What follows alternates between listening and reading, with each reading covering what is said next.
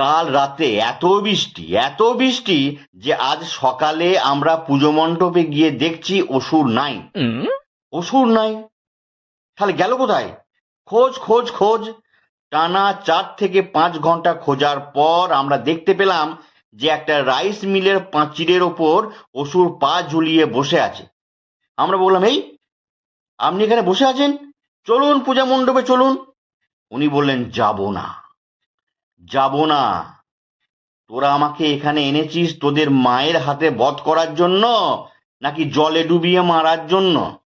হ্যাঁ, হারে, তোরা লাখ লাখ টাকা দিয়ে প্যান্ডেল করতে পারিস, আর জল নিকাশের জন্য কোনো ব্যবস্থা করতে পারিস না। এই জলে লোকজন ডুবে মারা যাচ্ছে, বিদ্যুৎ পৃষ্ঠ হয়ে মারা যাচ্ছে, জলের ভেতর খাল বুঝতে না পেরে সব হাড়গোড় ভাঙছে। আমি বধ হওয়ার আগেই তো তোরা নিজেরা নিজেদেরকে বধ করছিস। বললাম, ভুল হয়ে গেছে, চলুন চলুন, আমরা জল নিকাশের ব্যবস্থা করছি, আপনি মণ্ডপে চলুন। উনি বললেন, যাবো কি করে, আমার মোষটা তো জলে ভেসে গেছে, যা খুঁজে নিয়ে আয়।